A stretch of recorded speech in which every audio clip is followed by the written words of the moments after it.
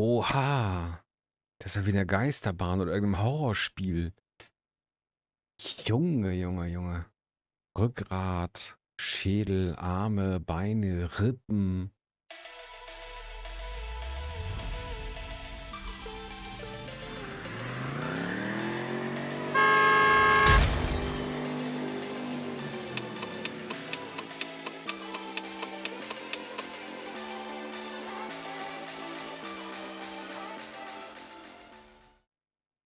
Hallo YouTube, moin, willkommen auf meinem Kanal oder zurück auf meinem Kanal. Wir schauen uns heute mal einmal ein Video von Tomatolix an. Ist schon ein bisschen älter. Das passiert beim Autounfall, ein Tag Crashtest. Vielen ist Tomatolix garantiert ein Begriff. Ein Tag hier, ein Tag dort. Immer hervorragende Erfahrungsberichte und Dokumentationen. Dieses Video kenne ich persönlich tatsächlich noch nicht. Jetzt no joke, weil Tomatolix kenne ich erst seit einem halben bis dreiviertel Jahr. Dieses Video ist wie gesagt ein Jahr alt. Von daher lerne ich da bestimmt auch noch was Neues. Crashtests habe ich noch nie live erlebt und ich weiß auch nicht viel, was da so hinter den Kulissen läuft. Und benutzen die immer noch die alten Crashtest-Dummies aus Plastik, die man sonst so kennt und so weiter. Das schauen wir uns heute einmal an, was der liebe Tomatolix da alles erfahren hat. Von daher steigen wir rein. Let's go. Oha, die beiden Autos hinter mir werden jetzt gleich mit ziemlich hoher Geschwindigkeit Das ist doch ineinander auch krachen. Und das der mit voller Traum Absicht. jedes kleinen Ich befinde Jungen. mich nämlich hier auf dem Gelände vom Crash Mit Test Erlaubnis Service. was Hier werden kaputt jeden machen. Tag Fahrzeuge wie Autos, Boote oder sogar Flugzeuge auf Herz und Nieren Oha. geprüft. Bedeutet, man lässt hier CTS. irgendwo reinfahren, runterfallen oder sonst auf irgendeine Art und Weise verunfallen. Ich will Das ist doch garantiert auch so eine Firma, die diese, ihr habt ja alle mitbekommen bei irgendwelchen Großveranstaltungen, sei es jetzt auch Weihnachtsmärkte, Pipapo, dass da immer solche Sperren sind für LKW und PKW. Die testen doch garantiert auch solche Sperren, ob das funktioniert. Das würde mich mal interessieren. Vielleicht kommt das ja noch. Vielleicht ist das im Video mit drin. Wir schauen mal. herausfinden, wie so ein Crashtest genau abläuft, warum man das eigentlich macht und ganz ehrlich, wer findet es nicht interessant zuzuschauen, wie Sachen kaputt gemacht werden. Oh yes, Wenn man ein einen Unfall Tag hat, kann es Crashtest. passieren, dass man nicht Tomatolix. mehr arbeiten kann. Jede vierte Person wird Ja? laut deutscher Rentenversicherung heutzutage Ach so. berufsunfähig. Das Problem dabei kommt's ist, Placement. die durchschnittliche Erwerbsminderungsrente liegt bei gerade einmal 903. Ganz kurz, ich lasse das Placement natürlich durchlaufen. Tomatolix hat ein Reaction-Video erlaubt, allerdings unter der Vorgabe, dass man das Placement durchlaufen lässt. Es ist zwar ein Jahr alt, er hat bestimmt gleich am Ende einen Code oder so. Man kann es bestimmt noch probieren, ob es funktioniert, aber wie gesagt, das Video ist ein Jahr alt. Aber gönnt ruhig, ne? Also ruhig eben durchlaufen lassen. Tomatolix macht super Videos, von daher. Berufsunfähigkeitsversicherung nachzudenken. Die schützt nämlich vor den finanziellen Folgen einer Berufsunfähigkeit, indem man durch die Versicherung Seit wann macht ihr Werbung für weiterhin ein gewisses Versicherungen? Einkommen erhält. Wenn ihr euch dafür interessiert, Sonst kenne ich das nur hilft mit euch Emma Clark, und der Sponsor Clark. des heutigen Videos. Clark ist Ich eine wollte gerade sagen. kostenlose App, mit der ihr all eure Versicherungen managen könnt. Ihr könnt eure bestehenden Versicherungen in der App eintragen, aber auch checken lassen, welche Versicherungen sonst noch sinnvoll für euch sein könnten. Wenn ihr zum Beispiel eine Berufsunfähigkeitsversicherung sucht, vergleicht Clark für euch unabhängig die Tarife aller Versicherungsunternehmen und findet das passende Angebot für euch. Okay. Über diesen QR-Code oder den Link in der Videobeschreibung kommt ihr direkt zu Clark und mit dem Code Tomatolix14 bekommt ihr als Da ist Neukunde er. einen Best-Choice-Gutschein im Wert von bis zu Tomatolix 14. Also, wie gesagt, das Video ist ein Jahr alt. Keine Ahnung, ob der Code noch funktioniert. Also, wer sowas braucht, bitte. Clark optimiert die Versicherung. Probiert es aus. Tomatolix 14, ob es noch läuft. Ein Jahr alt. 45 €, den I ihr bei wish so. unterschiedlichen Online-Shops wie Amazon, Ikea oder H&M einlösen könnt. Dazu müsst ihr einfach nur 3 bestehende Versicherungen hochladen. Okay. Wichtig, falls ihr euch für Clark entscheidet, wird Clark zu eurem neuen Versicherungsmakler. Wenn ihr schon einen Makler habt, gibt dieser sein Mandat an Clark ab und ist nicht mehr für Okay. euch zuständig. Oh moin, ich bin der Felix. Jo, moin. Was macht ihr genau hier beim Crash-Test-Service? Wir fahren Versuche zur Na ja, da haben wir auch schon viel erlebt, oder? Und fahren jetzt unter anderem Crashtest für Rückhaltesysteme, Rekonstruktion? Straßen, Antiterrorsysteme. Also auch Gutachten? Und hier in der Nachbarhalle. Entschuldigung, ich habe da gerade ganz unsere kurz reingequatscht. Rekonstruktion Und fahren jetzt unter Warte, anderem warte, Crashtest warte. für Rückhaltesysteme. Halt. Gehen wir zurück. Weil er sagte, glaube ich, gerade Rekonstruktion, ne? Was steht heute genau an? Heute fahren wir eine Unfallrekonstruktion oder Ja. genau genommen 2 Versuche. Also Da Gutachten. haben wir eine Gegenverkehrskollision mit 2 Pkw.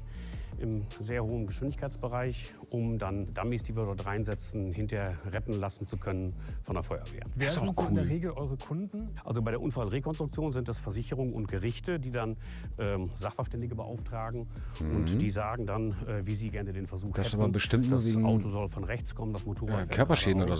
so, oder? Und dann sagen die, welche Geschwindigkeiten sie sich überlegt haben. Und dann wird dieser Test so aufgebaut, wie das der Kunde wünscht. Und dann wird der Versuch durchgeführt. Aber es klingt ja schon relativ aufwendig. Genau. Ja, Für einen für so einen einfachen Gutachten Unfall. dann nochmal irgendwelche Autos zu crashen.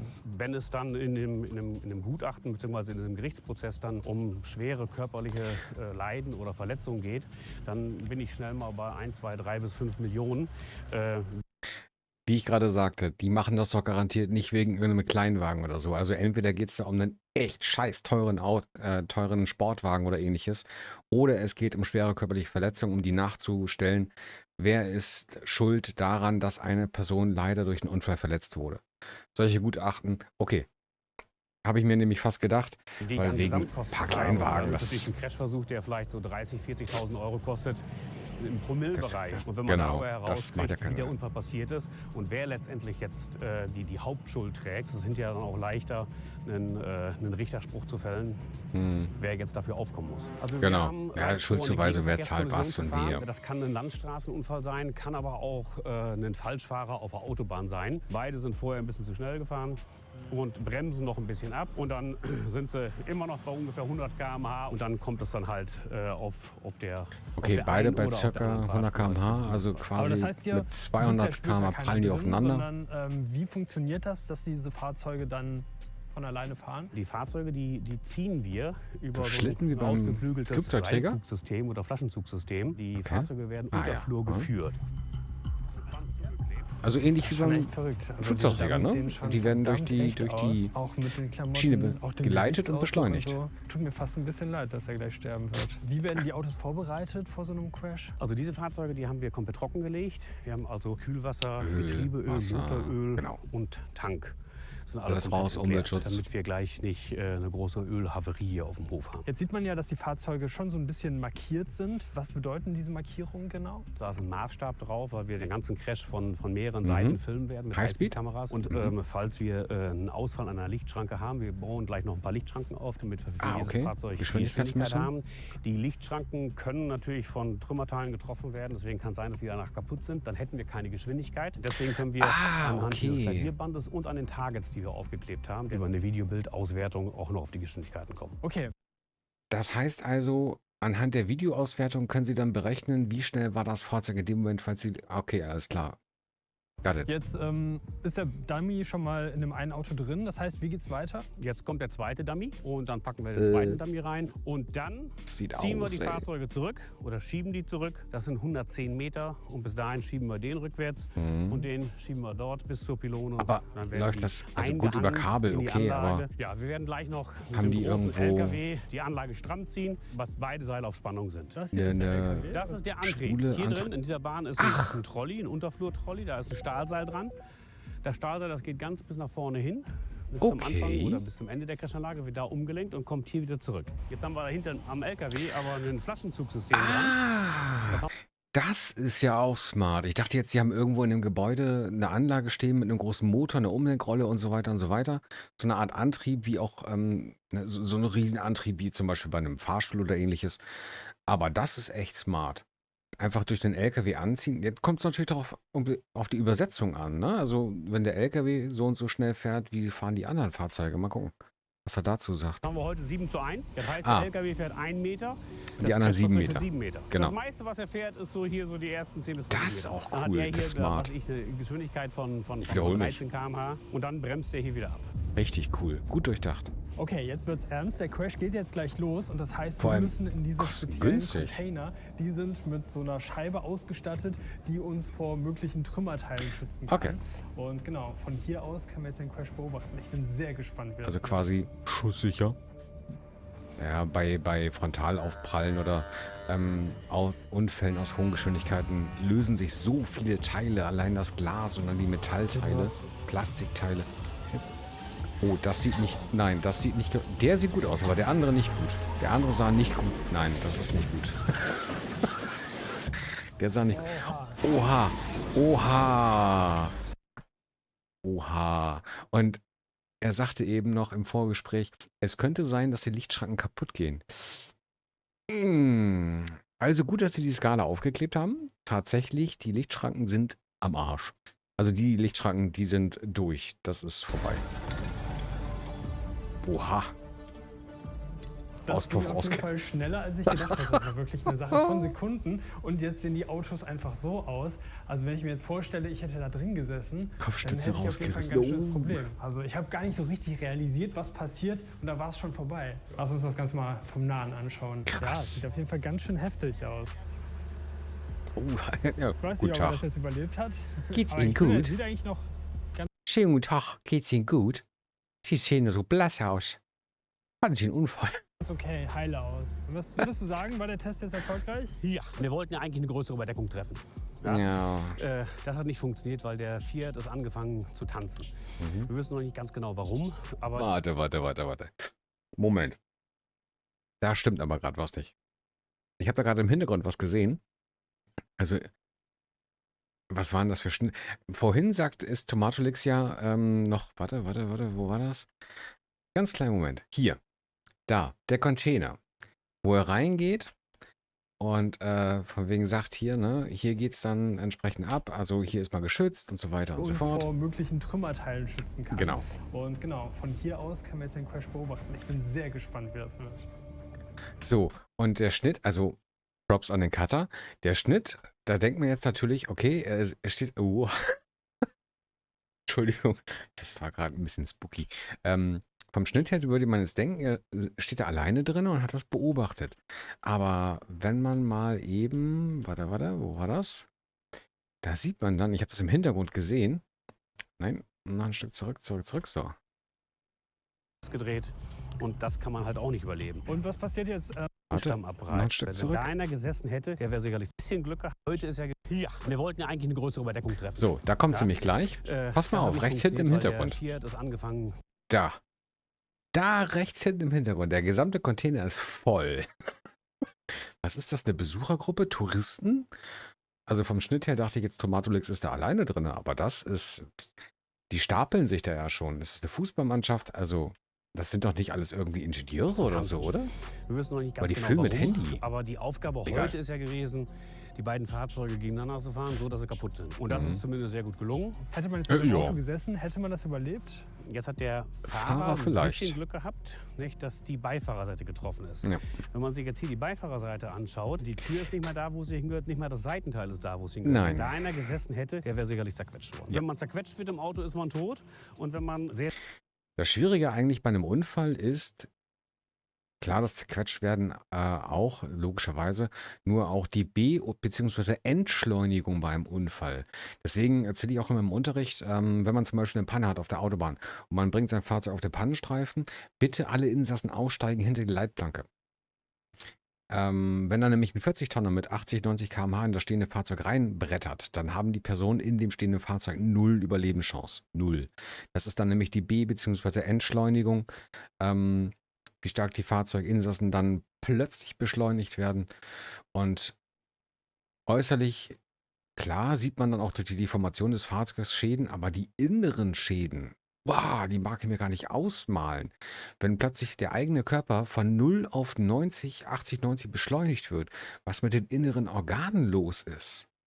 Alter, immer dran denken, erzähle ich immer im Unterricht, habt ihr eine Panne auf der Autobahn, Auto auf dem Pannenstreifen, alle Insassen raus. Hinter die Leitplanke, dass die da irgendwie in sehr Sicherheit stark sind. verzögert wird, dann kann sein, dass Organe Danke. abreißen im Körper. Danke. Dass der Hirnstamm abreißt, Genau. Aorta-Abriss. Ja. Dann ist man von außen, sieht man dann vielleicht noch gut aus, aber von innen ist man dann halt einmal auf Prediges, genau so. Und das kann man halt auch nicht überleben. Genau Was so. passiert jetzt nach dem Test? Also was muss jetzt hier alles aufgeräumt werden? Hermann, du hörst das ja schon, da im Hintergrund, da fährt der Gabelstapler mit der Schütte. Die sammeln die großen Stücke ein und jetzt kommt gleich die Fegemaschine dran. Dann werden wir den ganzen Platz fegen, weil überall die kleinen Bruchstücke sind. Dann nehmen dann wir die Fahrzeuge untersuchen? rein, packen die auf den Drehteller, dann werden Ja. die dann unter Okay. 5 Grad immer gedreht und fotografiert, Ach, weil cool. wir Rundum versuchen, Bilder? die Fahrzeugschäden mit realen Schäden zu vergleichen. Ich möchte fast Und was passiert wetten, jetzt genau? wie gesagt, das Video ist ja ein Jahr alt, ich möchte fast wetten, dass die heutzutage auch schon mit einem Mit 3D-Scan den arbeiten. Crash-Test-Dummies? Nachdem wir die Fahrzeuge fotografiert haben, lagern wir sie erstmal trocken ein Und morgen kommt die Feuerwehr und macht ihre Übung da dran, holt die Dummies raus. Ach, das ist auch cool. Und dann kommen die Dummies ins Dummy-Labor.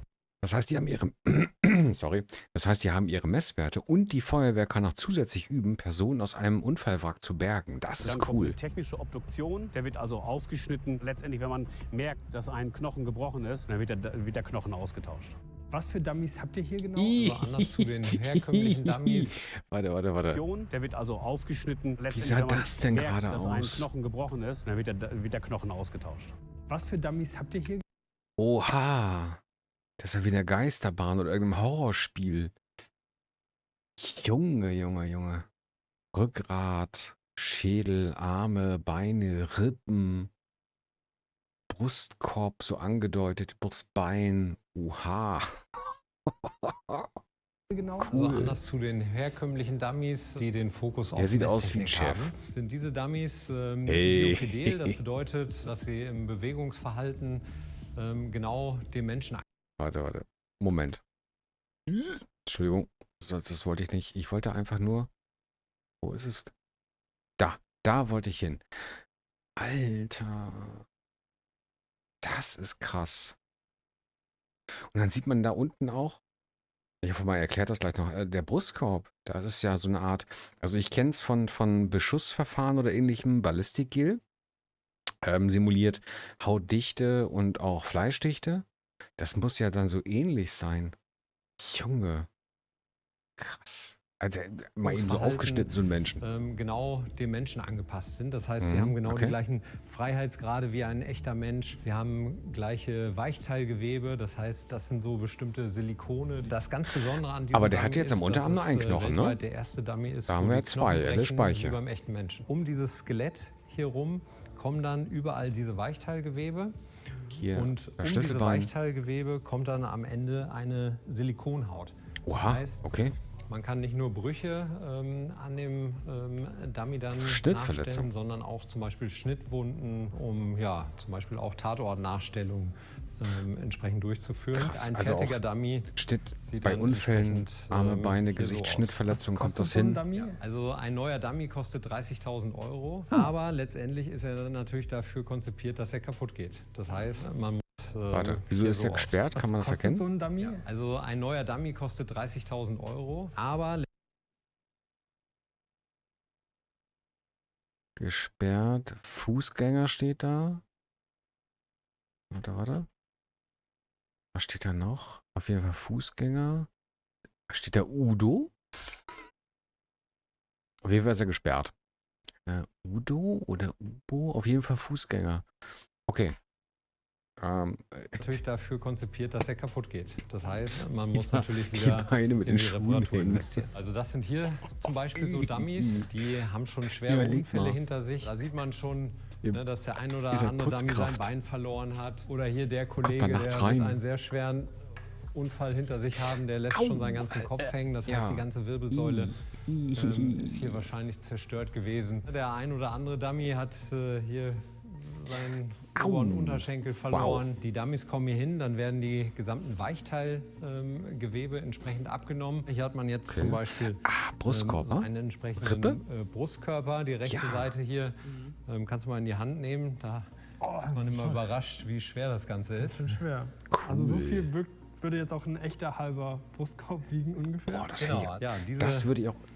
werden dann zerlegt. Das ist nice. Und die ganzen Weichteilgewebe abgenommen und Hier, dann wird auch das Oberschenkel. Skelett auseinandergebaut und letztendlich nur die Hallenteile wiederverwendet. Aber ich habe auch gehört, ihr habt nicht nur Menschen-Dummies, sondern auch noch andere. Was habt ihr sonst noch so? Ja, wir sind in vielen Bereichen tätig, Tiere? aber natürlich haben wir auch geschaut, Aber jetzt mal ernsthaft, überlegt mal, ihr seid da der erste Tag Reinigungskraft, ihr wurdet nicht vorgewarnt, ihr kommt da abends rein, sollt da reinigen, macht nur ein kleines Licht an und dann hängt da so die ganzen Skelett-Dummies was in der können wir Gegend denn rum. noch Alter! machen.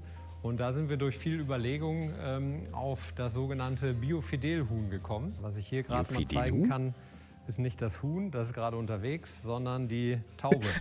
Das Huhn ist gerade unterwegs, das ist auch gut. Weltweit Eine werden so Taube? circa 5000 Hühner pro Jahr getötet, weil sie in Flugzeugtriebwerke geschossen werden. Man kann sich das gar nicht vorstellen, dass in der Luft- und Stimmt, am Eingangs wurde ja auch gesagt, die prüfen ja auch Flugzeugunfälle. dass dort noch lebendige Tiere halt getötet werden. Ja, und Nee, somit haben wir dann warum? dieses Huhn entwickelt. Das heißt, in das ist eurer smart. Werkstatt stellt ihr verschiedenste Dummies. Ey, Körperersatzteile. Was hat er? Schultergewebe refurbished. Also wiederhergestellt, okay. Fuß refurbished, was ist das? Hand refurbished und oben natürlich Kopf. Ja, Kopf refurbished. Das heißt also, das sind Teile von Dummies, die wiederhergestellt wurden, die wieder benutzt werden können. Okay, das ist smart. Auch wieder Wiederverwertung. Von Hühnern bis zu Ih, Menschen. Genau. Warte, nochmal. Ja, und somit haben wir dann dieses Huhn entwickelt. Das heißt, in eurer Werkstatt stellt ihr Okay, verschiedenste Rippen, Brustkorb, Dummies her. da war das. Von Da wollte ich. Alter. Die haben wirklich das Skelett nachgebaut und dann darum das Gel gebaut. Das ist aber auch sehr detailliert. Nicht schlecht, nicht Hühnern schlecht. bis zu Menschen. Ey, das ist, irgendwie ist das total faszinierend, aber auch total gruselig. So Körperersatzteillager. Junge. Genau, also wir haben tatsächlich auch verschiedene Größen. Wir haben ja hier einen weiblichen Dummy. Wir haben Ja. auch verschiedene Körpergewichte. Also hier ist zum Beispiel ein 140 Kilo Dummy. Der Okay. wurde zum Beispiel zur Nachstellung eines Kirmesunfalls verwendet. Also in Was? so einem Kirmeswagen ist jemand schwerst verletzt, der entsprechend dieses Körpergewicht hatte. Und das können wir entsprechend alles nachstellen. Kirmeswagen?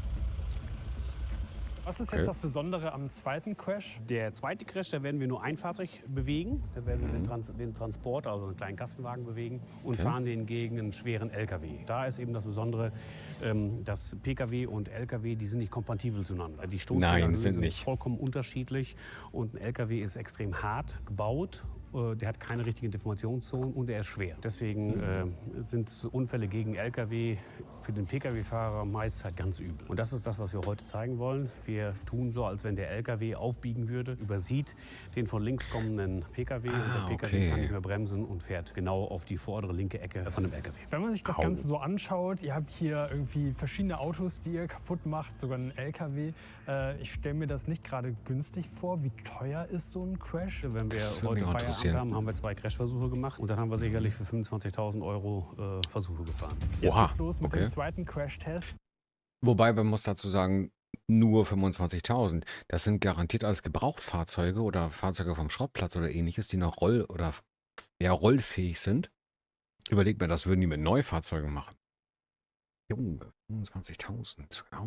Ach, PKW versus LKW. Ich bin sehr gespannt, wie das wird. Das heißt, Ich auch. wieder rein in den Schutzraum und dann geht's ab.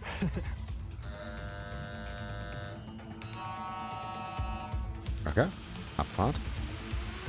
Das Verhältnis hätte ich jetzt gern gewusst.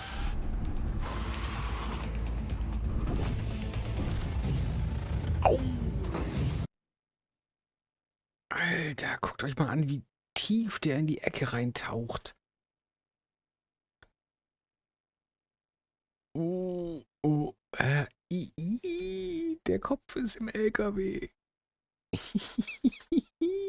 Oh Gott, oh Gott, oh Gott, oh Gott. Junge. Alter.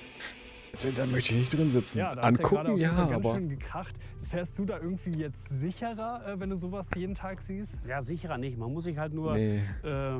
immer wieder vor Augen Augen führen, halten, dass genau. die Autos eigentlich schneller fahren können, als sie sicher sind. Die Ja, Crashtests, ja. die werden 64, 56 km/h gemacht. Und wir sind jetzt mit 90 gefahren oder mit 95. Und da ist das Überleben in so einem Fahrzeug dann wieder schwierig. Und das Ja. sollte man sich dann vielleicht immer mal wieder ins Gedächtnis rufen, um halt eben solche Unfälle zu vermeiden. Und was passiert jetzt noch weiter? Jetzt werden da die verschiedenen Teams, diese Rescue-Teams, noch die Dummies herausholen.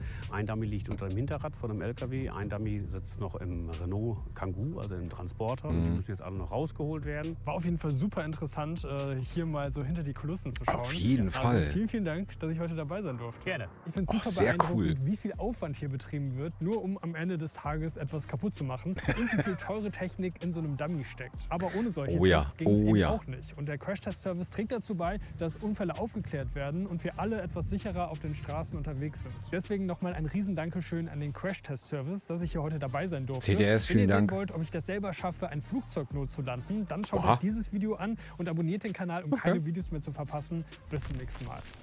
Jawohl, bis zum nächsten Mal. Tomatolix. Natürlich findet ihr einen Originallink zu dem Originalvideo, also Link zum Originalvideo in der Videobeschreibung. Schaut bei ihm vorbei, Tomatolix. Also das, was ich bisher von ihm gesehen habe, das letzte halbe Jahr, ich habe ihn durch einen anderen YouTuber halt das erste Mal entdeckt und hervorragende Arbeit. Und auch von Mal zu Mal immer professioneller, total charmanter YouTuber. Schaut rein. Ich habe längst ein Abo dagelassen, natürlich. Like habe ich auch schon dagelassen. Geht da rein, guckt euch das selber gerne nochmal an. Also ich bin total fasziniert. Vor allem, ja, die Dummies, wie die aufgebaut sind. Also so richtig, richtig detailliert. Absolut detailliert. Mit allen möglichen, dass die Knochen brechen mit der richtigen Dicke, mit der Haut und krass. Okay, wenn es euch gefallen hat, natürlich geht zu Tomatolix, lasst dort ein Like und ein Abo da, ganz klar, Tomatolix. Und wenn euch das hier gefallen hat, dann lasst mir doch vielleicht auch ein Like da, vielleicht auch ein Abo, das wäre natürlich auch super. Und dann sehen wir uns vielleicht beim nächsten Mal. Bis dahin, schönen guten Abend, guten Tag, gute Nacht. Bye, bye.